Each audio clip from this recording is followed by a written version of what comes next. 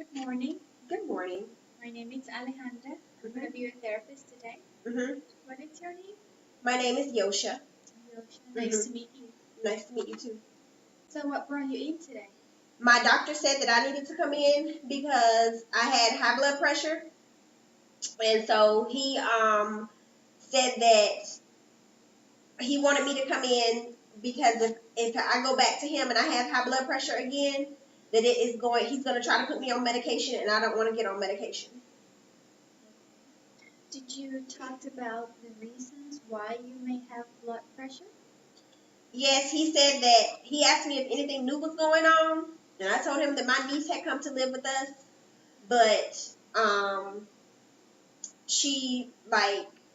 I told him my niece had come to live with us, and she's mentally retarded, and it's just stressful for me and my husband.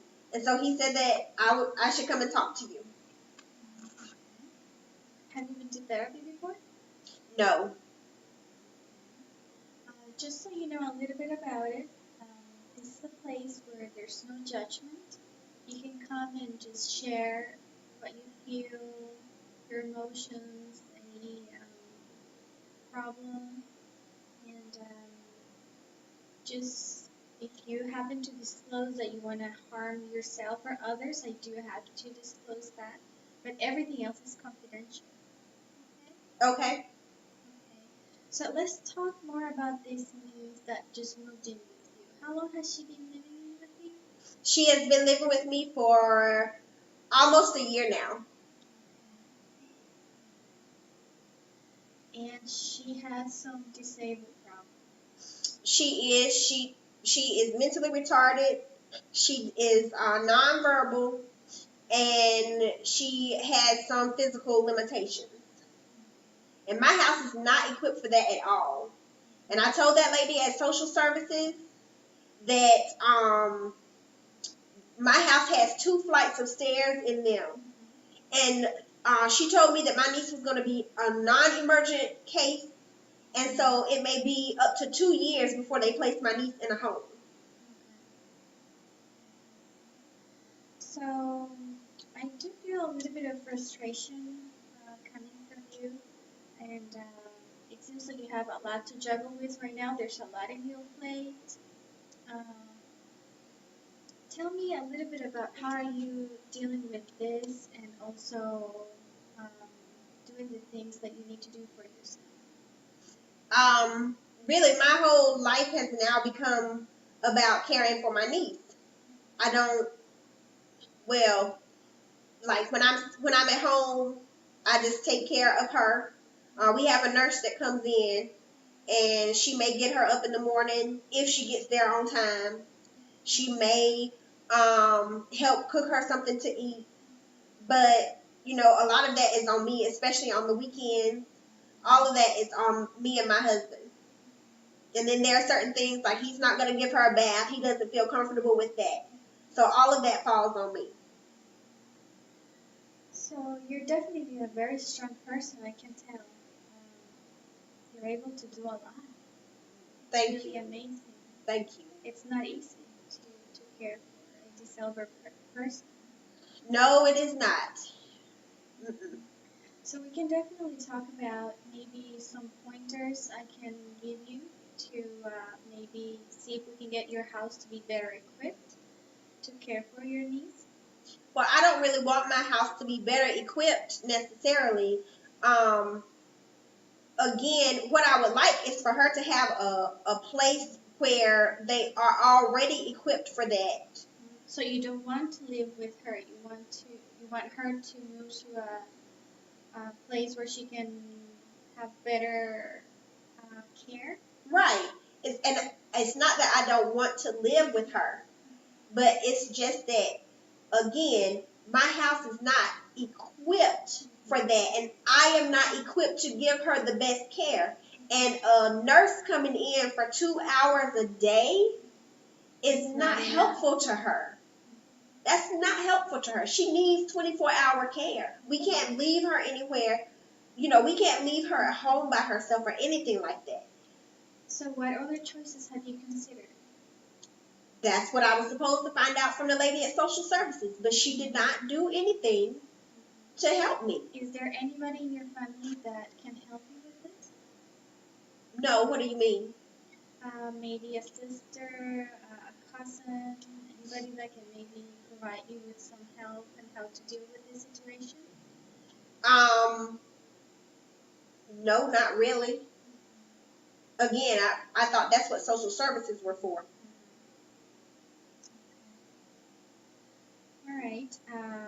We can definitely look into that to see what kind of social services we can help you find, so you have a little bit of less stress on that side. Mhm. Also, we can try to see how to work with your stress situation because you already saw a doctor. The doctor says your blood pressure is high, so we can definitely try to see how we can calm that down Mhm. so you can feel better. Mhm. What are some things that you do that you enjoy? Well, I like to read. I like to play games on my computer. And I like to write. What kind of writing do you do? I've written a book. I like to do self inventory and self help type writing. That sounds fantastic. Can you tell me a little bit more about what you write in your book? Mhm. I write about how to know who you are, how to use just different types of kind of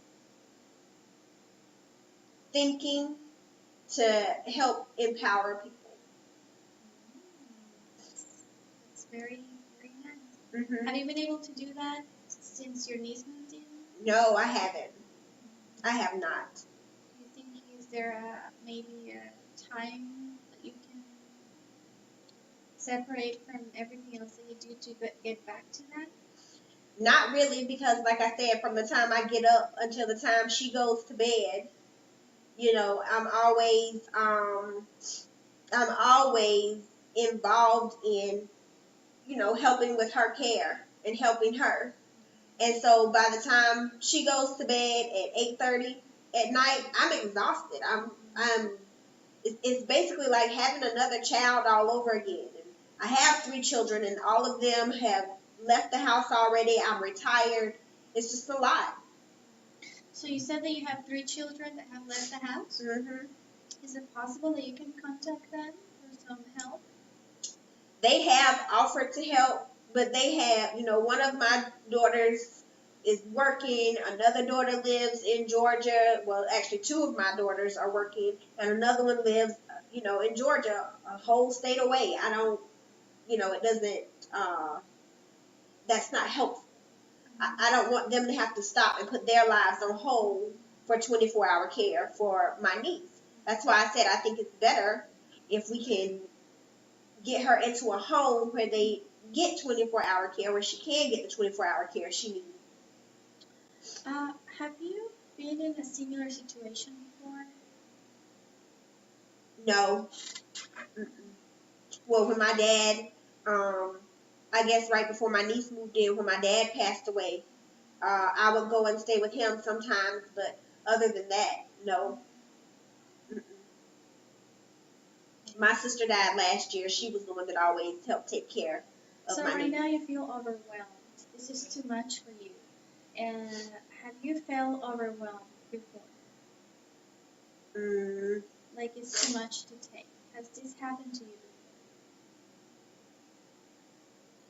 I don't think so. Normally, usually, like I said, I could write or I could read and things like that.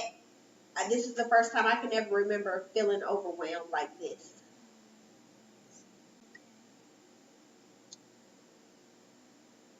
before? So definitely I think that going back to your writing will be really beneficial.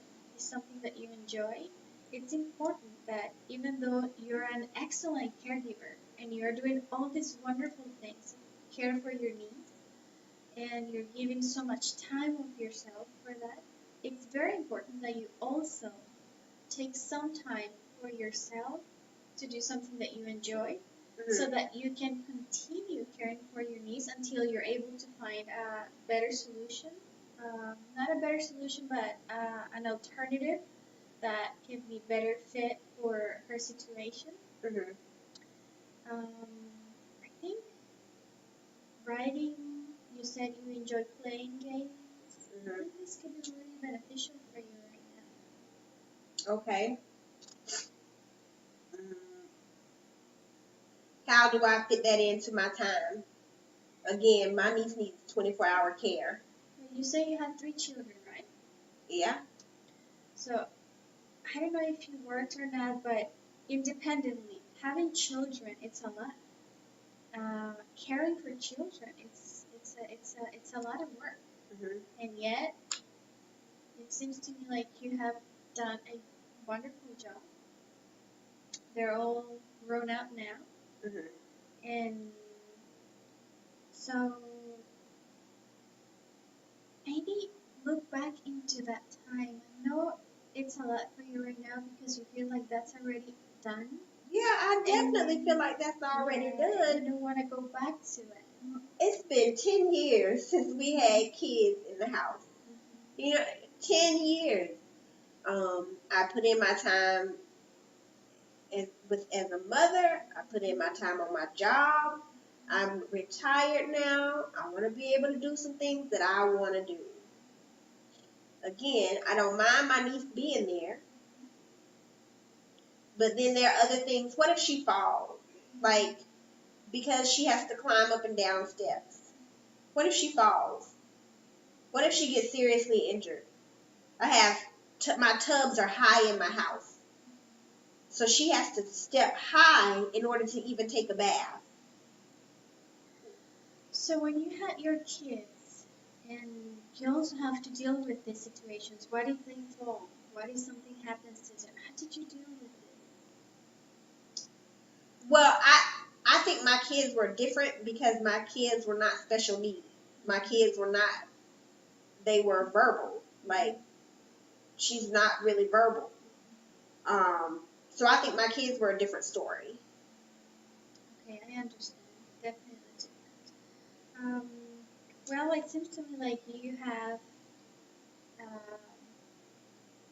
bit of a tight choices that you can choose from, Mm-hmm. or options you can choose from. Mm-hmm.